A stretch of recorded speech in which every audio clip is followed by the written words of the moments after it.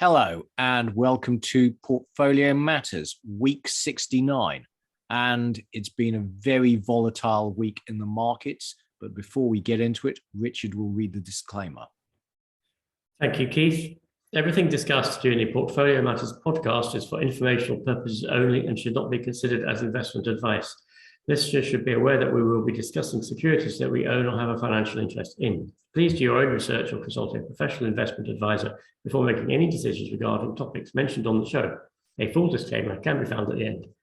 Take it away, Keith. Okay, before we get going, a quick reminder. It is pub night next week, Wednesday night, the King's Arms near Waterloo. Hope to see you there. Okay, very eventful week. So most importantly, we had the Fed FOMC meeting and they raised rates by the expected 0.5% and discussed selling down the balance sheet, i.e. QT, but they ruled out rate rises of 0.75% at any one meeting. And on the day, the market took that as a bullish sign and markets rallied hard. Unfortunately, yesterday, they had a think about it and decided they were wrong and sold off again. So it's been a very volatile week in equity markets. The Bank of England met, they raised rates by 0.25% to 1%, but they also warned that inflation would be likely to breach 10% in the UK before the year's end, and they expected the UK to go into recession in the coming year. Sterling dived. Now, the EU has proposed a ban on Russian oil and gas by year end, although Hungary is threatening to veto this unless it gets an exemption. We will go through that as we go through energy. And finally, Citigroup briefly caused a crash in European markets with a fat finger error that must have cost them a lot of money. So a few charts. This is the Bank of England's forecast for UK GDP, and by carefully spreading out the down quarters, they have managed to avoid forecasting a technical recession. Very clever. This is sterling, which has really dropped a long way in the last year from 140 to 124. I hope you booked your holidays long in advance because foreign holidays just got more expensive. This is the NASDAQ over the course of the last week, and you see it had a huge jump, over 3% after the FOMC meeting, and then gave it all back and more the next day. Volatile week in the markets. And this is Citigroup, who I think will have lost quite a lot of money. Stockholm was the worst, but all European markets were hit as they appeared to execute badly a pan-European trade.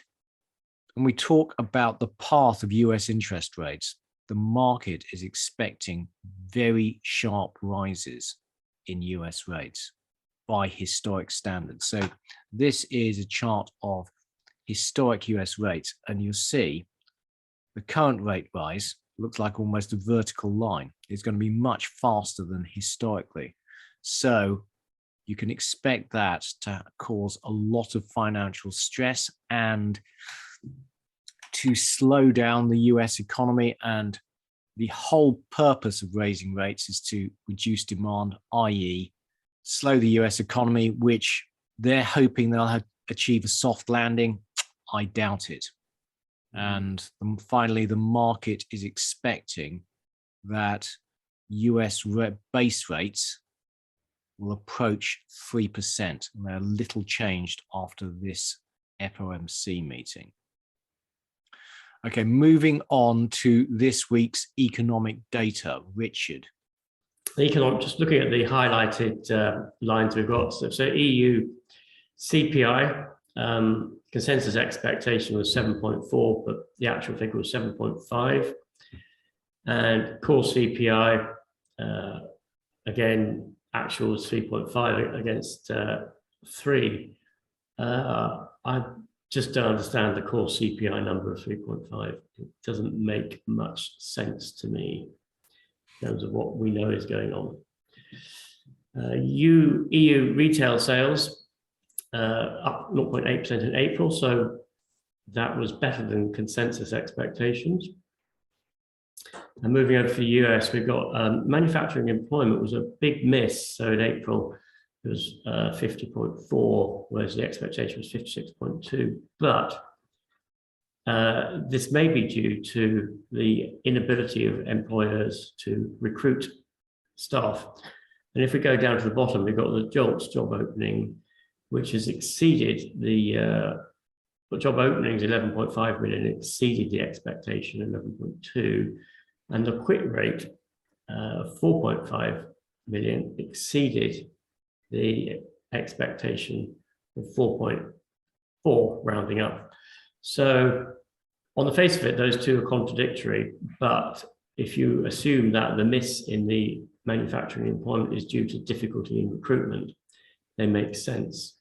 So it's hard to know how to interpret that particular piece of data. The ISM non-manufacturing new orders was a big miss. Expected 60, coming in at just shy of 55.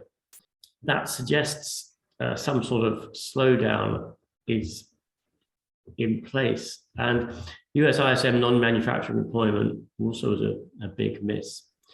So the service industry would appear to be slowing down from people's expectations, and the non-manufacturing employment is actually below 50, which shows contraction as opposed to growth. So I would say, all in all, looking at the US numbers, a little bit difficult to interpret what's going on, but possibly not firing on all cylinders. Yeah, they're still expanding, but more slowly, I think it'd be the conclusion. And actually, one line which I failed to highlight, but I should have done, is the ISM non-manufacturing business activity, which actually rose quite substantially and seems contradictory to me. So it was expected at 55.1, it came in at 59.1, which is much better than expected. But then how do you square that with new orders declining? It doesn't make any sense. So we're getting some contradictory data.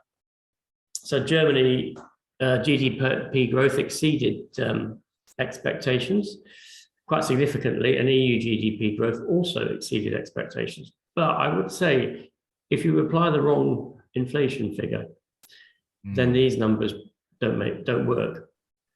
My view is the wrong inflation figure is being applied. Okay, on to some economic update charts. So German CPI is just continuing to go up significantly, and also that does draw into question the real GDP results. And here we are, the German GDP growth quarterly annualized. A small miscalculation or misapplication of what is a high level of inflation would swing these GDP growth figures to a contraction. And EU GDP growth quarterly, I rest my case with a question mark over what inflation figure are they using. And EU CPI, which is just heading up in a straight line. We presume demand destruction will begin to play its course at some point. But if you believe the GDP figures, not yet. I'd also add, Richard, that this chart would seem to confirm all the fears about the Eurozone that Germany had before the euro was introduced. You know, the lack of monetary discipline is now feeding through into inflation. Indeed. An EU core CPI, a mere 3.5%. And EU consumer confidence is in a very bad place. And I think we have to ignore COVID because that was a specific one-off reason. But it's as bad as it was in nearly as bad as it was in 2009, and about as bad as it was in 2013, and still heading down. And the EU unemployment rate is continuing to drop. Again, we have some contradictory data here. EU retail sales growth year on year has ceased to grow. So that suggests the economy has slowed down. And the ECB balance sheet is still steadily climbing, but one day will stop climbing, I'm sure. Well, we have something later on about why the ECB is trapped, but it's astonishing that Eurozone inflation is above 7% and they're still printing money. Yeah, I mean, they're trapped, aren't they? US ISM manufacturing, they're not a bad read, but it's just dropped a lot from the 65 it was at a year ago. And ISM manufacturing prices paid, there's a nasty upward trend there. And new orders does look rather like it's in a fairly significant decline, as is employment. These are not the graphs you would expect to see if the economy were firing on all cylinders, Keith. And non-manufacturing PMI, again, positive, but dropping quite fast. And non-manufacturing prices paid climbing very quickly. New orders falling. Non-manufacturing employment just about holding its own at the moment. Whereas business activity has perked up. They've also become more efficient. And jobs openings is extraordinarily high, as is the quit rate. And there's the 30-year mortgage rate, which is now as high as it has been in quite a long time, I think, Keith. Yeah. And clearly that is impacting the US housing market.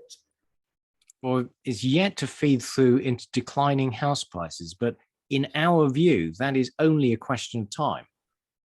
So I say clearly it is impacting the US housing market as a statement of fact, as opposed to a statement of what the statistics currently look like.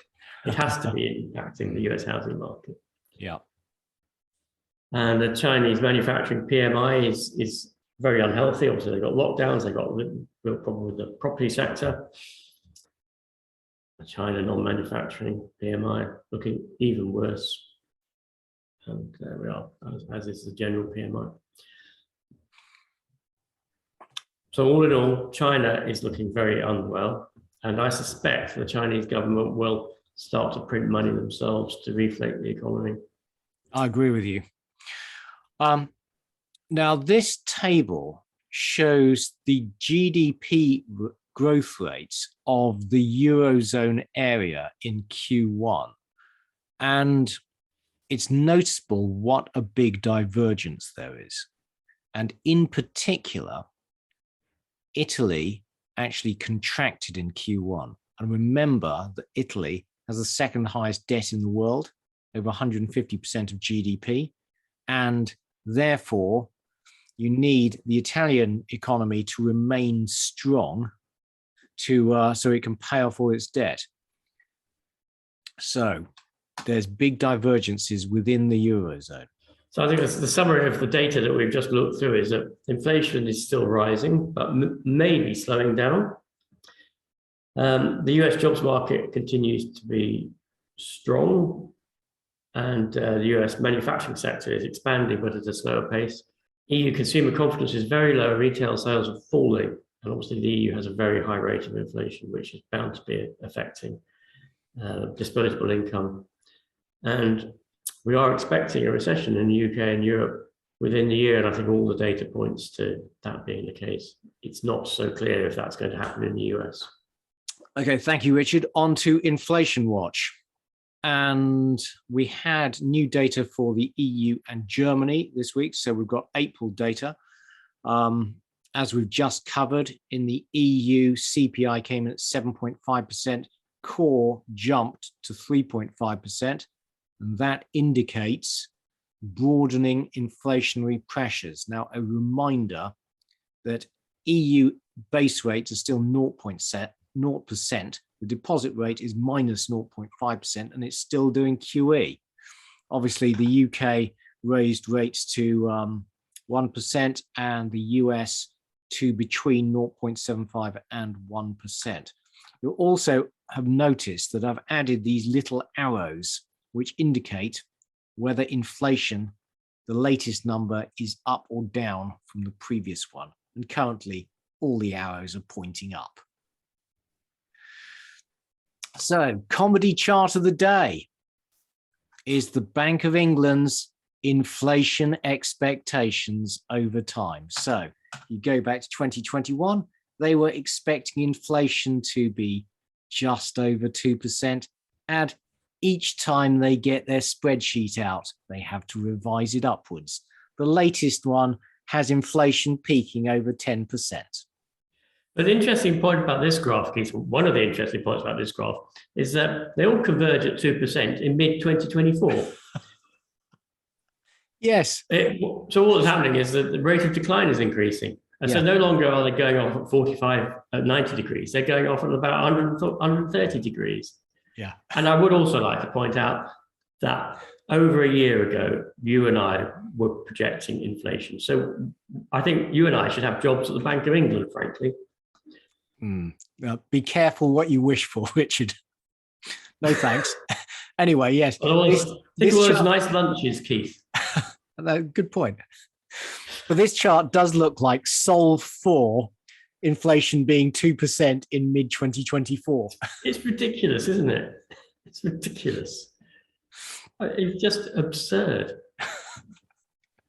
And well, remember this as we talk about inflation being 10% in the UK within the year. Yeah, if you print enough money, you'll always be able to manufacture inflation. And I include Japan in that statement.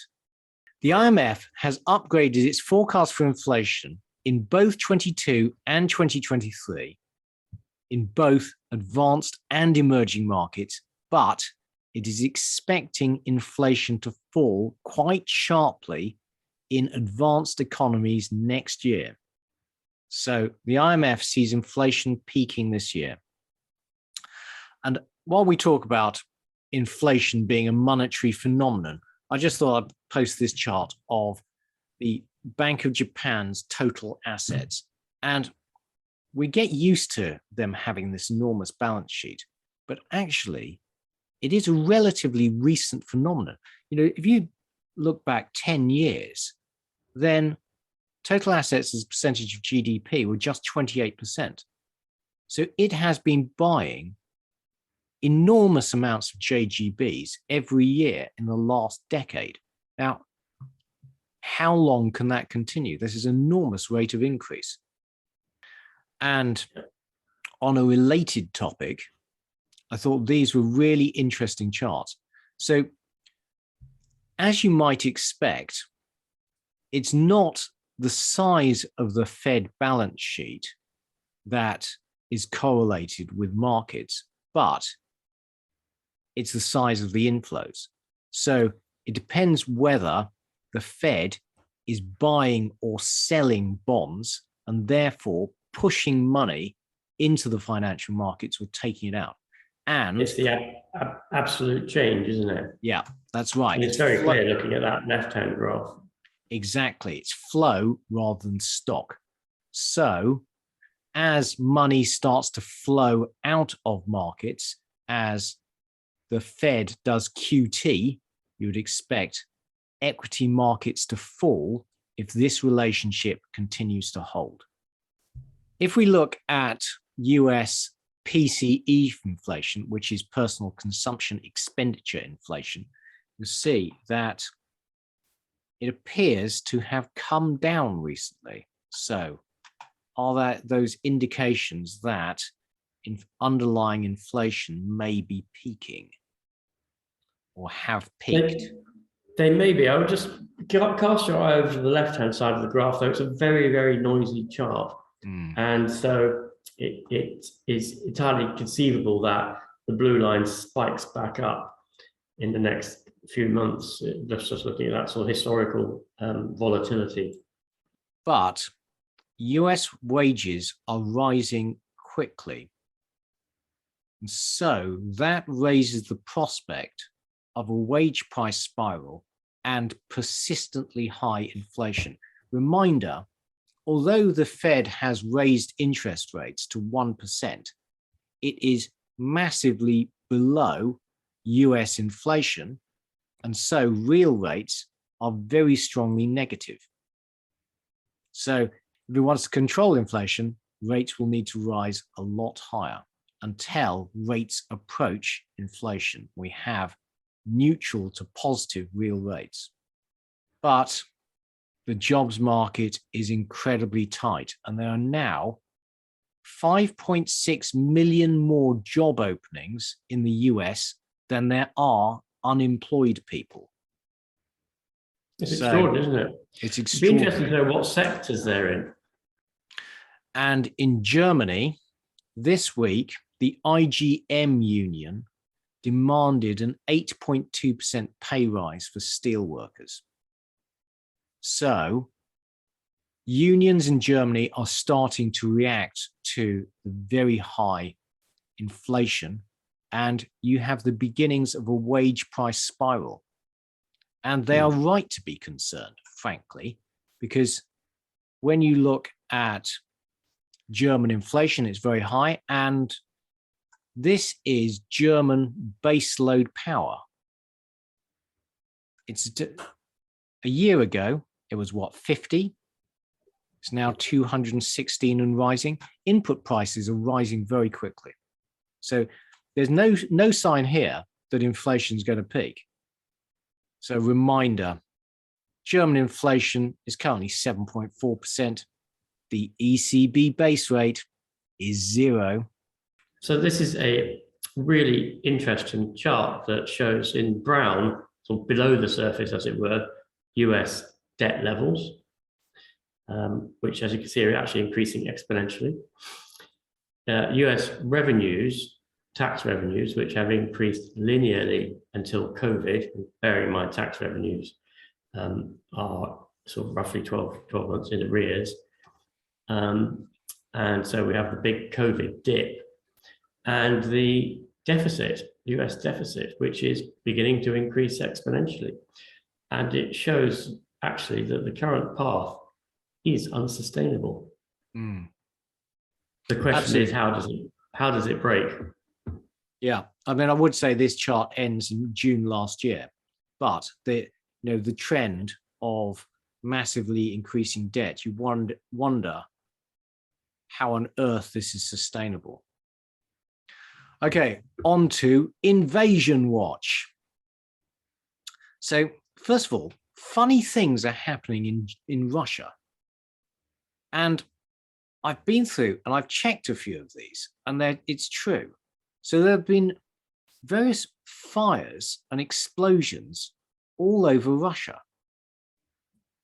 Now, some of them may just be, coincidental due to bad maintenance, such as the fire at the Sakhalin coal plant, but others are certainly not. So Dmitriev chemical plant, there was an explosion, etc., etc. If you're interested, take a look. It's odd. Okay, on to progress in the invasion of Ukraine. So this is the situation last week, shuffling through this week, last week. Actually, not much change, but towards Kharkiv, the Ukrainians have recaptured some territory. You see there's more blue there. So in summary, Russia is making very little progress, and it will grind on until they lose the will to fight, which could be a very long time. And that means expect sanctions to continue and commodity market disruption to continue.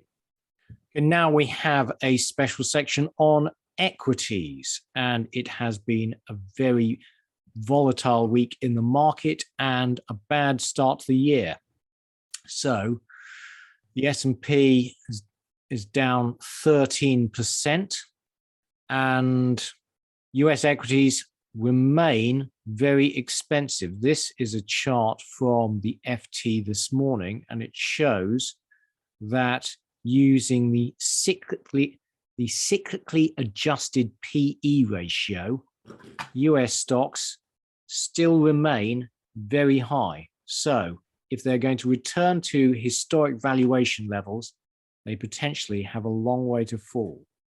We covered this last week, but investor sentiment remains very poor. This is a survey of private investors, and Goldman Sachs Investor Sentiment Index is very negative, and professional investors also feel very negative. But I'm not sure how this is measured. The capitulation index is not quite there yet. So the way bear markets work is you tend not to find a bottom until you've had a big sell-off and everyone who has a nervous holder has sold. And then low prices bring in bargain hunters and you have a rally. And in bear markets, rallies tend to be hard and sharp.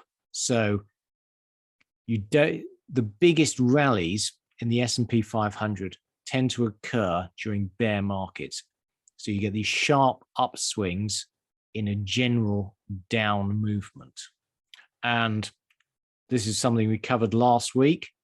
But when investors, both private and institutional, are very negative, that actually tends to be quite a bullish signal because it doesn't take much for sentiment to turn around. And if we look at years when the S&P has started badly, well, actually, the rest of the year can be okay. So these are the 10 worst starts to the year ending in April. And we are number 3, the third worst start to the year ever. But the first 2 ended well. Rest of the year, 1932, S&P was up 18.7%. 1939, up 14%. In only 3 of the 10 was the S&P down for the rest of the year, and that performance was not as bad as the start of the year. So in this year, 2022, have we seen the worst of this year's drawdown? And there are reasons to be bullish. The US economy remains strong. Real interest rates are very negative. China is currently in lockdown. The Chinese government has cut the reserve ratio requirement for Chinese banks to try and stimulate the economy. And I fully expect that when lockdown ends, the Chinese government will act strongly to support the economy. And that will be good for commodities and good for the world economy. In the US, the buyback window after Q1 earnings reports is just about to reopen. And companies have a lot of cash with which to buy back shares and support the market.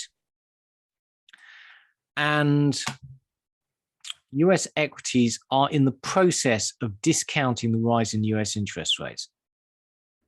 So as long as the market does not think the peak of this interest rate cycle is going to go any higher than 3%, and that seems to be quite stable recently, then when US equities have ceased the process of discounting a peak of 3%, then equities can start to rise. So there, we've We have tried and failed in previous episodes to give you a convincing bull case. I hope you found that interesting. Go on. Okay, so now we're going to do a little bit on the housing market, and we're going to start off with why you should be bullish on the US housing market. So the mortgage debt service ratio is very low, and therefore existing mortgages appear to be very affordable. And US housing inventories are very low and falling, and they're as low as they have ever been since this data set was collected in mid-1995. So again, that should be bullish for the price of US housing. And the number of US households continue to grow, which means there is a continuing demand for housing and for more housing. This current decade has high household formation rates. And if you compare the household formation rates to previous decades, it's significantly higher. New households require houses, and again, that puts demand on the housing market. And demographic estimates suggest that we have a mid-range 25-year-old bulge in both males and females. And that means, again, that this is a demographic who start to purchase their own property. That again, that's going to put pressure on the US housing market and increase demand. So this is taken from Cooperman. I can't remember his first name. Harris Cooperman. Thank you. And so thank you very much, Harris. But his conclusions, his arguments are the housing inventories are low, household formation is high, and new households will need somewhere to live and will be forced to buy a home no matter what the price. So that's the demand side. But the housing density per person in the US is as low as it has been ever, which poses the question, is there really a housing shortage?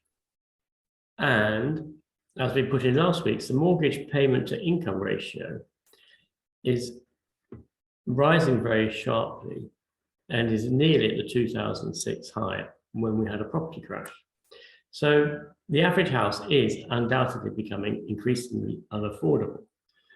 And this is the National Association of Realtors Affordability Index, which is as low as it was in 2008. So the lower the affordability, the more expensive having a house, owning a house is. So the affordability noticeably has dropped very quickly, very sharply in the last 2 years. And US mortgage rates have risen very quickly, as we've seen previously, and are now at 5.3%, may go higher. And the consequence of this is inevitably a rapid decline in mortgage applications, which suggests a diminishing demand for housing. That decline, I beg your pardon, is a really large decline. Home builder profit margins are enormous in comparison to previous years and continuing to rise. So there is scope within the home building industry for a reduction in their profitability for them to still be very profitable. So the conclusion on this side is if new households are unable to afford a new home, then house prices have to fall and a market price has to be achieved. And because house builders' profits are very high by historic standards, there is also room for prices to fall from the building point of view. So what we have is a complex situation with a lot of tensions, and it's unclear exactly which will prevail. My view is that as interest rates go up, prices will drop as a generality. Cooperman's view is clearly that there are other factors which are more powerful than that, which will continue to push demand into the housing market. Yeah, very skeptical, I have to say, about the bullish argument. It doesn't matter, people may aspire to buy their own home, but if they can't afford it, they can't. Full stop. You can't buy it. And exactly. What matters is marginal demand. And if you can't afford a mortgage, you can't afford a mortgage. Full stop.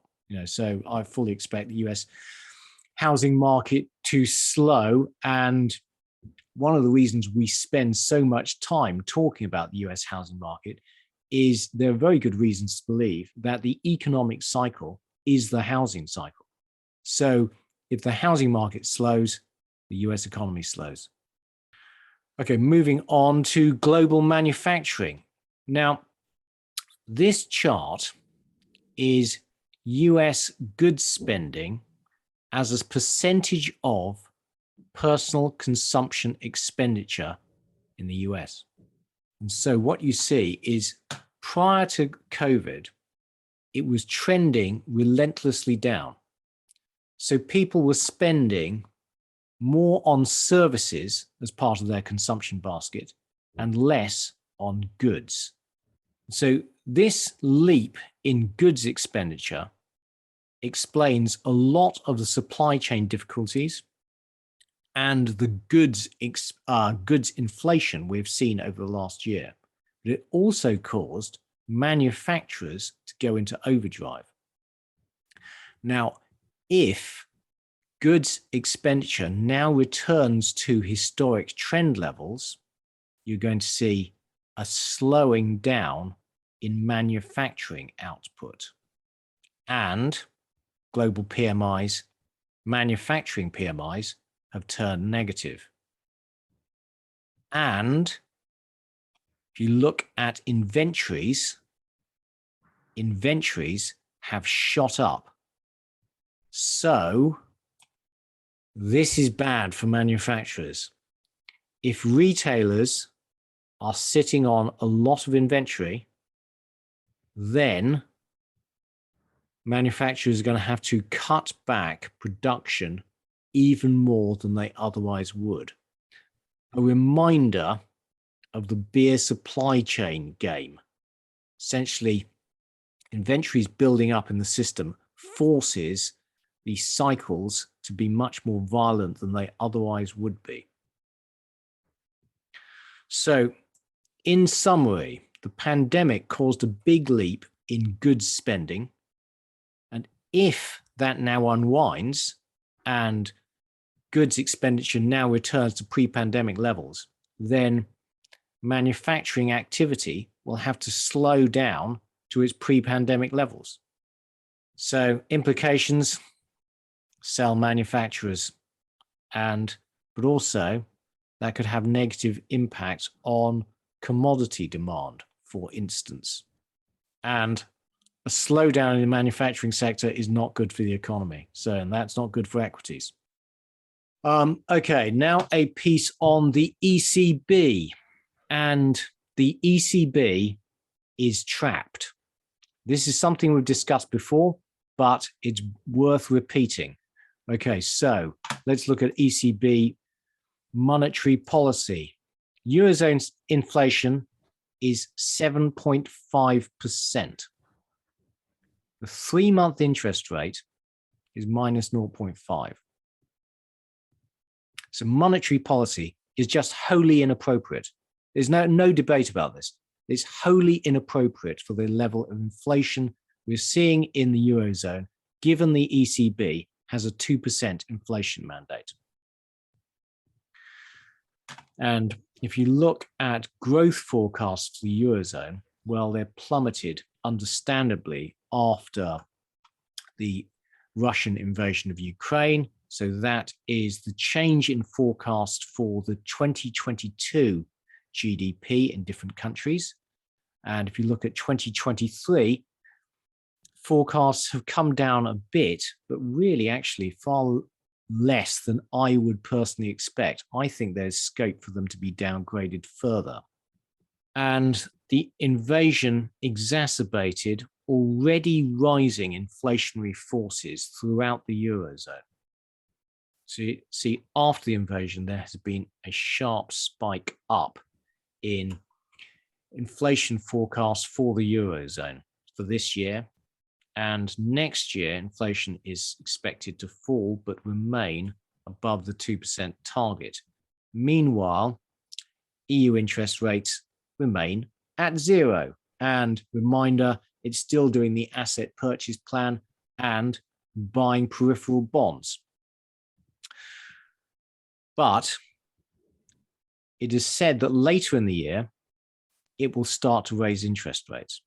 And just the threat of that is already causing the spread between Italian and German bonds to start widening. Now, later, when we go through the section on rates, you'll see both Greek and Italian bonds had a bad week.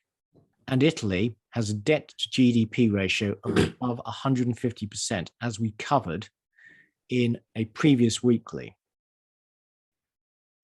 Now, Italy has an average debt maturity of 7 years, and the average interest rate on its debt is below 2%. But the yield on 7-year Italian bonds is now approaching 2.5%.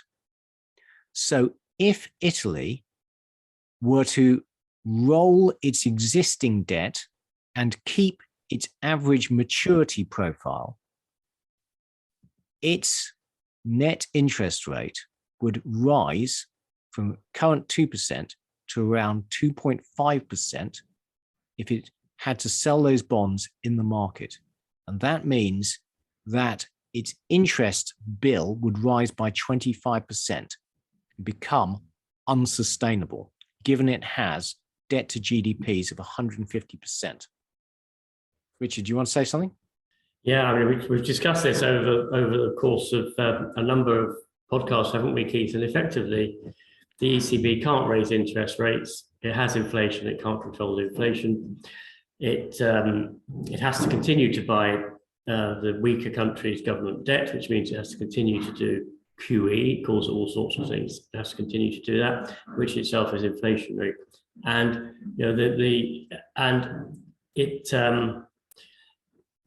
one way out would be to allow the euro to depreciate against all the other currencies, but that would be highly inflationary and also very damaging. The European banking system is highly vulnerable to the highly indebted, and also very vulnerable to the bonds of the weaker European countries. And it rather looks like there is no way out. I don't actually know what the way out for Europe is, and for it to maintain the euro area. It's very, very difficult to predict what is going to be the outcome, but it's a very nasty place, very nasty position to be in. I feel very sorry for Christine Lagarde, because she has to try and sound positive and confident about the steps they're going to make. But increasingly, people are looking at the ECB and thinking, well, you're living in some sort of Alice in Wonderland world. And at some point, reality is going to strike. And increasingly, I don't know about you, Keith, I'm hearing more and more sort of pundits, in inverted commas, expressing their concern that the weak link in the global financial system is Europe. Yeah, no, I agree. Return to the Eurozone economy. We look at unemployment in the different countries of the Eurozone, which is in this table on the left. And I apologize for the figures being quite small, but pause and take a look. You'll see the tensions in the Eurozone starkly in one table. So in Spain, you have almost 30% youth unemployment, whereas in Germany, it's only 5.5%. And the fundamental problem of the Eurozone is you're trying to set one interest rate for economies which are just wholly different and potentially out of sync. So, in summary, the flaws in the Eurozone are really becoming exposed. The ECB needs to raise rates to fight inflation that's running at 7.4% in Germany and threatening to spark a wage price spiral there, as evidenced by German unions demanding 8% plus wage rises. But if it does raise rates, it threatens the debt sustainability of the periphery. But one way it could get around this is it could raise rates while continuing to do QE and buy Italian bonds. Now, it is stated historically that it would not do this because this is in essence a fiscal transfer. But if push comes to shove, that could be the only solution available. In summary, that would be very contentious for the Northern European countries, wouldn't it? Yeah. In summary, watch this space. The markets will push things until they make the ECB or the Eurozone come to a decision. Bottom line, the ECB doesn't raise rates. It risks structurally higher inflation and a wage price spiral. If it does raise rates, it could be a debt crisis and the end of the Eurozone. It's stuck. Okay, other charts, Richard. Thank you, Keith. The financial conditions tightening. This is because interest rates are going up, but also because commodity prices are going up. Tighter financial conditions tend to lead to slowdown of the economy. And it could be argued that the tighter financial conditions in the US are going to have more of an impact on slowing the economy than just raising interest rates will. And this is probably one of the reasons why the interest rate path is so benign in terms of what markets are projecting, because they can see other elements of the financial conditions are bringing on an increasing degree of tightness. Central bank balance sheets are beginning to shrink. They have begun to shrink previously. So you can see in 2007, they began to shrink as they did in 2018. I'm not sure whether they will continue to shrink. I don't think any central bank has the ability to shrink its balance sheet and not destroy the economy that is now dependent upon their very large balance sheets. And just to return to something we talked about earlier, flows matter to markets. If the central banks are now withdrawing money from financial markets, that's potentially very bad for equities. And the economy has started to be measured not just by economic activity, but by the condition of the stock market. Yes. And stock market crashes are to be avoided at all costs. So junk bond yields signaling rising risk aversion. People are concerned about the potential for these businesses to go bankrupt, so don't want to lend to them. So this is a really interesting chart that shows that US companies struggle to raise profits during strong dollar periods. Okay, so the blue line is the dollar index. You see in the early 80s, US interest rates were really strong and the dollar was rising sharply. Corporate profits didn't grow, they were flat. Then again, in the late 90s, strong dollar period, corporate profits flat declining. The late 2010s, again, a strong dollar period, or less of a strong dollar period, but again, corporate profits were flat. Now, we know the dollar is rising very sharply. Will that mean corporate profits stagnate? Well, probably yes. I would imagine. I can't see why history would be any different. And of course, the export prices are a crucial part of it, aren't they? And the other issue, of course, is that I suppose to an extent that strong dollar damages emerging markets who have borrowed in dollars, and it hits emerging market economies. So again, that must impact the ability of US companies to export to those countries. Yeah. So this is showing that the US personal savings rate has fallen to its lowest levels since 2013.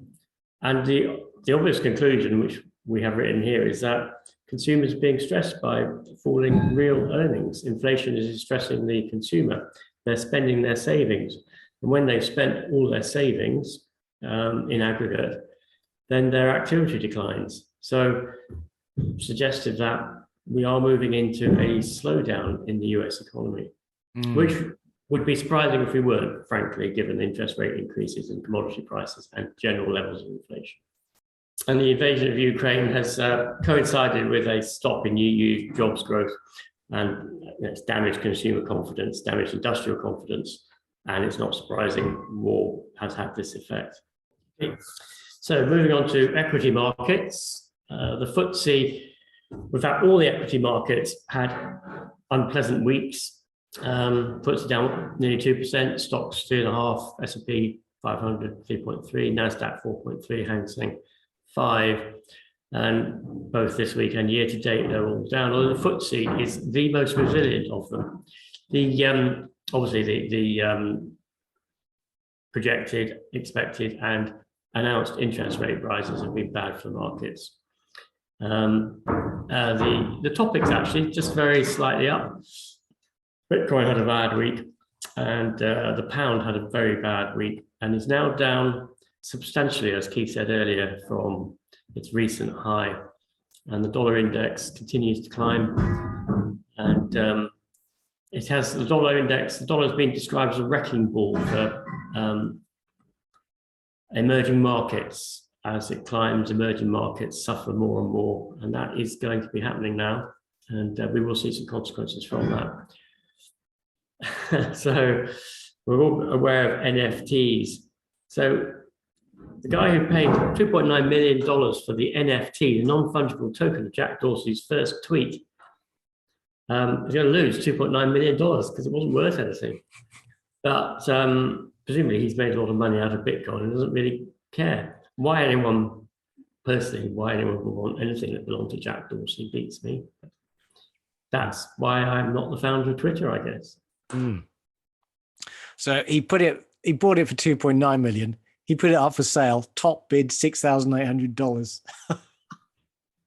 So in previous weeks, we have talked about the dangers of timing the market, and we showed you the gray line, which is the S&P 500, and the red line, which is what happens if you miss the 10 best days. And the conclusion was that you need to be very careful in trying to time the market, because if you miss the 10 best days, then you seriously underperform the S&P 500. Well, what we didn't show you was this blue line, which is the S&P 500. If you miss the 10 worst days and you do really, really well. So actually the rewards to trying to time the market, being out early and missing the 10 best days, are extraordinary. You would have got, if you'd invested $1 million in 1999, the S&P would have grown that money to 3.1 million by the end of 2019. If you missed the best 10 days, it would have grown to just 1.7 million, i.e. you'd have missed out something like 40% the top. But if you've missed the 10 worst days, you'd have got more than double. You'd have made 7.1 million. So actually, the conclusion from this is get out early, miss the big drawdowns, and you rewards to timing the market can be very good. So Bitcoin can't get off its sort of current low of around about 30,000. It has been stuck there for a long time now, and while being quite volatile above it. Yeah, we'll see. Time will tell. I am still invested in my cryptocurrencies, and this is Keith having attempted a very smart piece of technical analysis showing that Bitcoin is going to hit zero in March next year. So well done, Keith. I think that's sophisticated mapping there. Absolutely. You heard it here first, Richard. Personally, I hope you're not right, but now this has been one of the worst starts to the year ever for the S&P index. We covered this a little bit earlier on, but so you wanted to be out from January to now. The question is, do you now need to be in for the rest of the year? Yes. And recently we have seen some very sharp declines in margin debt, which has probably been one of the consequences for the volatility we've seen in the markets, but margin debt is still at a very high level and could drop significantly further to come back to more normal levels. In fact, it could halve. Well, the thing is, Richard, when I look at this margin debt chart, it looks to me very much like margin debt is actually a function of the level of the stock market, which would mean a lot of these charts are misinterpreted. So I'm cautious about this. Well, if you look at the, just go back to that. If you look at the peak of the S&P, the blue line, it seems to be slightly later than the peak in margin debt. Good point. And margin debt, typically, it has to be very volatile because obviously multiplies losses and also multiplies gains. So I suspect that a lot of private investors have margin debt, they get squeezed, they lose a lot of, relatively speaking, a lot of money, they go out, which has a reflexive effect on the market. And the healthiest thing for the market is basically for margin debt to halve. What the effect of that on the stock market would be, I don't know, because this is just a relative relationship. It's not an absolute relationship, isn't it? Yeah. I suspect it would be very, very bad. Quite possibly. Yeah. So there we are. Margin debt is very slightly down year on year. So previously we have talked about the strategy of sell in May and go away. And regular viewers will know that I am intending to substantially cut my equity exposure during this month to take advantage of that. But if we look at simulations of the strategy of sell in May and go away, which is the gray line, well, it does substantially better than the opposing strategy, which would be to buy at the beginning of November and hold until April.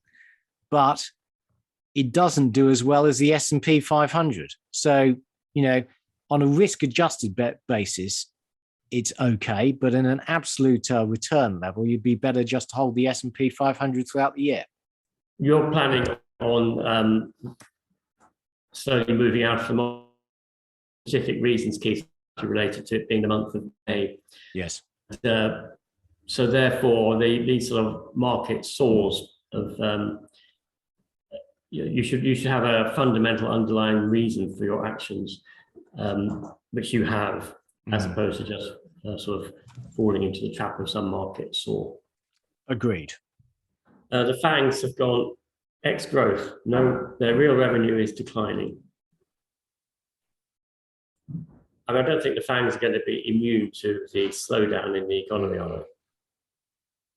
And they've returned to their pre-COVID levels. And I've got a chart of ARC in my little presentation at the end, which is quite interesting. So the NASDAQ bubble is deflating. It was down a lot yesterday and may have further to fall.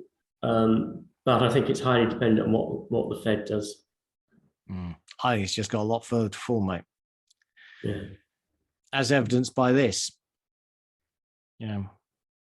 Tesla's market cap is greater than the market cap of all the other car makers in the world combined. And many of them have very good electric vehicles. It's insanity. Yeah, I agree, Keith. But I thought this was really interesting. Investors are still putting money into ARC. If you look at the net flows, ARC has collapsed, but private punters are trying to time the bottom. You wonder when they're going to realize this is a fool's game and there's a bit of a panic sell. And a cheery thought, if this is the start of a bear market, there's a long way to go. Okay, so on to commodities. And a reminder, COVID lockdowns in China are going to cut commodity consumption further in the coming quarter. The current Chinese lockdowns are causing a big slowdown there, and that means less consumption in steel, etc., etc. And as we go through the metal commodities, you'll see a lot of their prices are coming off. This is the index of metal commodities, and you see it come down sharply recently from their spike earlier in the year. You're going through energy. So generally a very good week. Brent was up 3.3%. WTI up 3.1%. So although equity markets had a bad week, energy markets had a very good week. Dutch natural gas futures rose 10% as the EU discusses banning Russian oil and gas by the end of the year. Coal had an enormous leap, up another 15%, up 120% since the start of the year. Uranium rose 4%.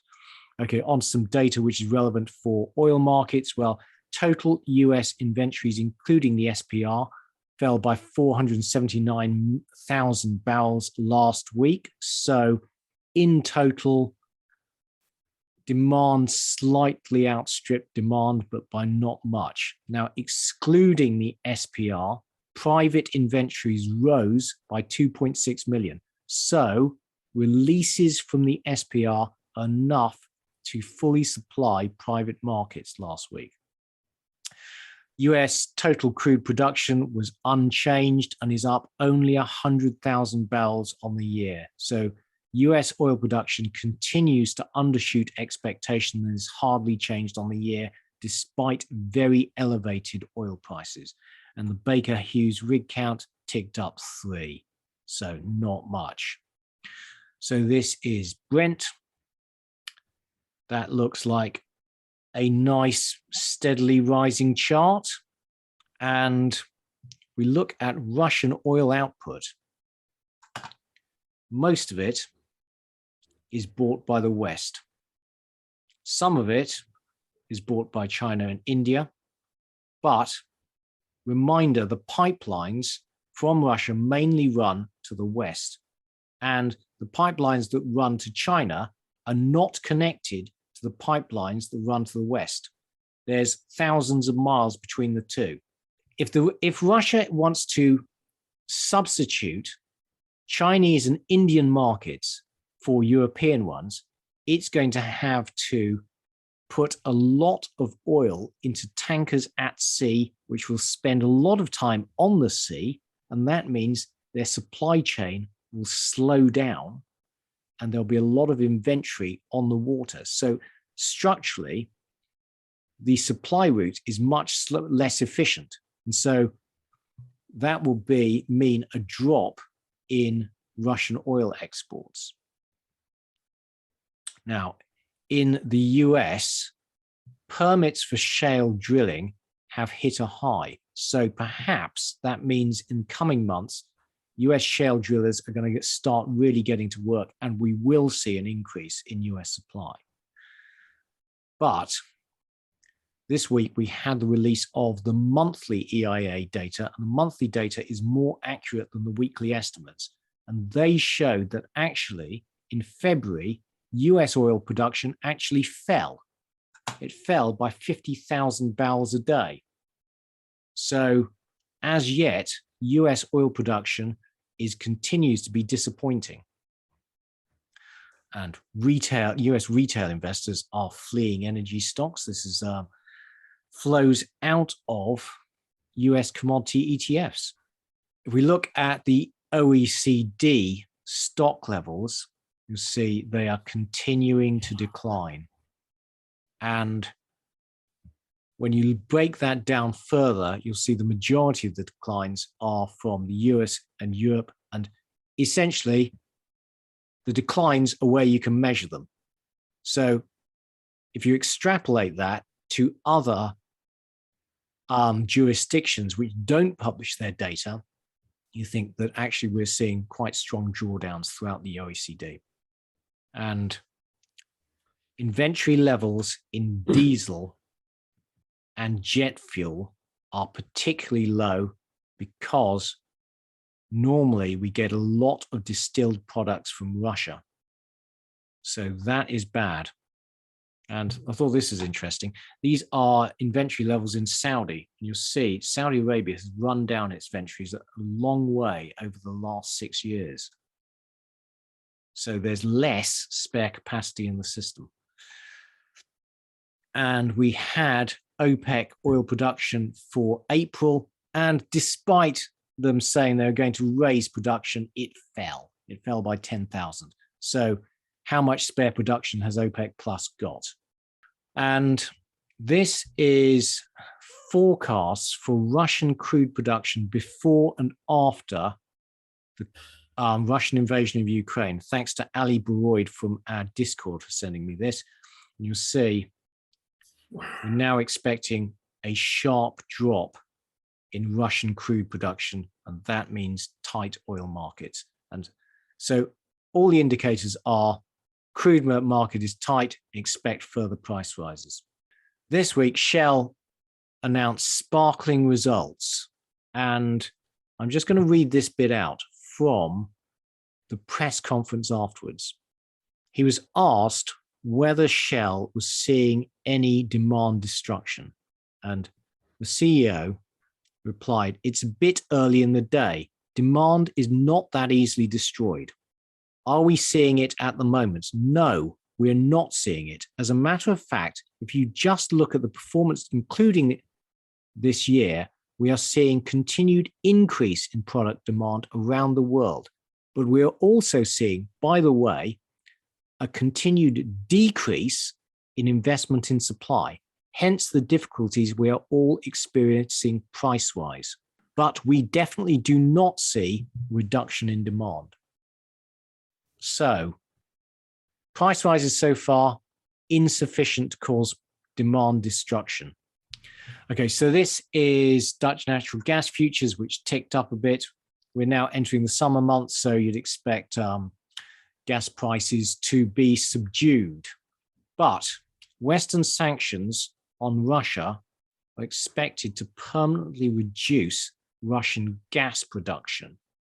And what I find interesting is if you look at European natural gas forward prices, you'll see that they are decline all the way back to pretty much normal levels over the course of the next 4 years. So the market seems to be expecting that the EU will, over time, find alternative sources for all its previous imports from Russia. And right now, you'll see that the EU is actually refilling its natural gas inventories at quite a pace, faster than normal, hopefully rebuilding them before next winter. And I saw this during the week. Long term, could Europe get its gas supplies from Africa? Well, part of that, planned in 2027, involves this huge pipeline across some of the most unstable regions of the world from Nigeria. I won't hold my breath. Coal, just when we thought coal was settling down, it has an absolutely enormous week. And the rise over the course of this year has been extraordinary. And uranium picking up again after its recent fall. Richard. Thanks, Keith. So just on industrial commodities, the general principle is that people are concerned the world is going into an economic downturn, that price rises are going to cause suppression of demand, and that therefore these commodities are overpriced. I think that's the sort of the principle on which you can look at how the markets have reacted this week. So you've got some fairly chunky drops in aluminium and copper, both of which are very exposed to the global manufacturing economies. Nickel, as is nickel, ferrovanadium, and zinc. Iron ore sort of bucked that trend, up nearly 3%. And magnesium is a bit of a law unto itself, and you can see that it's very volatile. But generally speaking, in terms of industrial commodities, they've fallen out of favor for the economic reason, whether you buy that or not in terms of your own investment strategy. I think that's what's going on at the moment. My personal view is that these commodities are going to be in high demand going forwards. It's the energy rotation that's causing it, many of these commodities, and that this is a very volatile time where you have to sit through it. But obviously that depends on your level of investment and your level of comfort with being in these volatile markets and whether you believe the thesis. So looking at the charts, aluminium has lost all of its gains since last autumn. Cobalt is flat. Copper has lost all of its gains in the last 12 months. The energy transition, as we've discussed repeatedly, that hasn't changed. In fact, the invasion of Ukraine has pushed it higher up the agenda and increased the urgency. So effectively, these energy transition metals are going to be in more rather than less demand. Chromium, iron ore. Let's see, just pulling back a little bit after its massive rise. And magnesium, neodymium, and nickel. And most of those are either battery or magnetic metals or magnetic required metals, very much implicated in the transition. Tin and ferrovanadium, which is falling back after its spike up, and zinc. Come back down to its sort of interpolated trend line, really. Keith would draw that for us. Precious metals had a bad week, pretty much, except for platinum. And sort of counterintuitively bad week for gold and silver, where you've got inflation numbers ripping around the place. And you would not expect gold and silver to have reacted this way, or to be reacting as they are to the inflation numbers. There's a lot of trading going on in the gold and silver paper markets, which distorts the pricing structure. But nevertheless, obviously, the demand for the real metal is down. And it's also part of the, I think it's part of the negative attitude that we have towards commodities as a generalized feature at the moment. Personally, I remain bullish on gold and silver in the long term.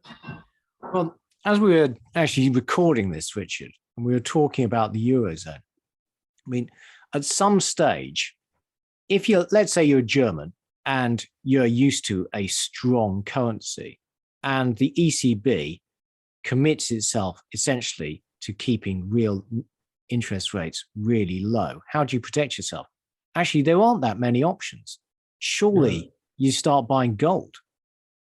I would agree. I've got a chart, a little later, Keith. I've got a chart of the GBP versus gold, which is very nearly at an all-time high.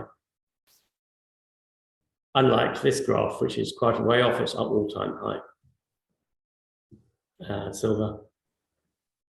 Silver, of course, an industrial commodity, as well as a precious metal, platinum, and rhodium. Okay, thank you, Richard. On to rates. Well, Fed meeting, Bank of England meeting, both of which raised rates. So yields rose across the curve. Now, actually, I don't have data for where the Fed funds was in the market yesterday as yet.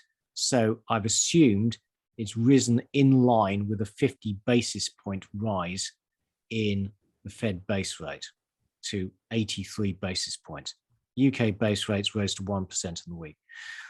So you'll see that the UK yield curve shifted up, particularly at the long end. The long end rose by 11 basis points, the short end rose only by 4. So moving on to the periphery, and I'm afraid it was not a good week in the periphery. So you would hope that as equity markets sold off, there would be a flight to safety into bonds. Well, that didn't happen in the Eurozone. We saw that Greek 10-year yields actually rose by 25 basis points in the week, and Italian 10 years rose by 31. And reminder, if you're interested, please pause the video and take a look, but see that real interest rates around the world are astonishingly negative. And US long bonds are breaking out of their long-term trend lines, as is the 10-year. In Italy, this is a worrying chart. This is the 10-year bond yield. And this is Greece. We did a special on Greece. Bottom line, most of their bonds are held by public institutions. And so Greece isn't really exposed to market rates the way that Italy is. Italy is the main cause of concern. But please take a look at our special podcast on Greek debt sustainability. This is UK 10-year. This is the price of the UK 2071 gilt, which I will be looking at going forward because, frankly, this is going to be my next trade buying it. You'll see it peaked at £1.50, so £150, now £91. So that's a massive drop. And this is US 10 years, which are now above 3%. And this is the seasonality chart. We are really hoping for a good May, but it ain't started well. Okay. Richard, what did you get up to this week? So I was down 0.8% on the week. I'm up 7.4% for the year. My relative performance, thanks to a poor performance by the FTSE all share last week, is 9.8%. Sat on my hands, no purchases, no sales. It was a very volatile week for me, and I'm sure it was for a lot of people. And I'm sticking to my strategy of doing as little as possible. So I alluded to this earlier. Now you will know that my portfolio contains considerable exposure to precious metals, and this is the price of gold in GBP. And as you can see, it's nearly at its all-time high. And although I haven't done a similar chart for the euro, I suspect it looks somewhat similar to this. And of course, we are used to measuring and looking at the price of gold in US dollars. And if you have a relatively weak currency, which most currencies are to the US dollar at the moment, in fact, gold is performing much better than the classic gold charts that we look at, and makes it a much better hedge. And as Keith referred to earlier, if you're in the Eurozone and you think the euro is going to collapse, where do you put your money? And the answer is possibly in gold. There are few alternatives. So, be that as it may, my investment strategy is unchanged. Now, we're talking a bit about the ARK ETF, Innovation ETF, and interestingly, you can see from this graph that it hasn't changed. Basically, it's back where it was 4 years ago. Now, I think that this ETF will be a buy at some point. I don't think it's now, but it's on my watch list. And Keith is smiling because it's not an oil company. True. It clearly is in a powerful downtrend at the moment, and there's no rush to buy it, in my view. But I have got my eye on it, just as I've got my eye on cannabis, and I'm not buying that. And then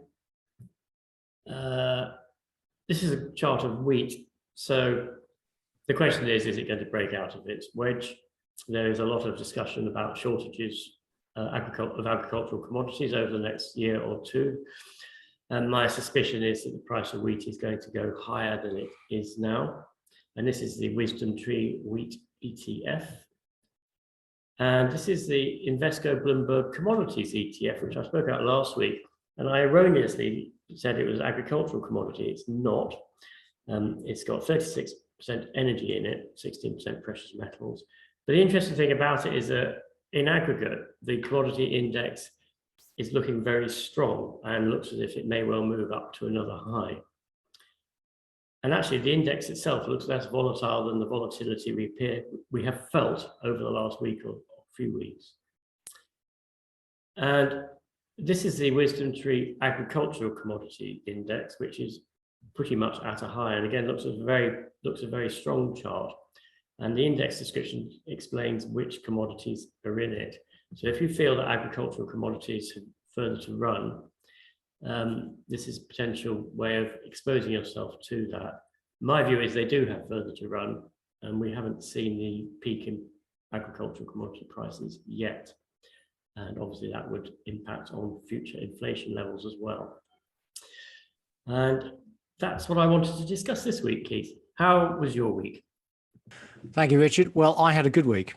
I had a surprisingly good week, actually, as Well oil done. and energy continued to rise, and oil equities bucked the market trend and rose quite strongly, helped by strong results from both BP and Shell. So I was up 2.7% on the week, and I'm having a good year. Very good. Well done.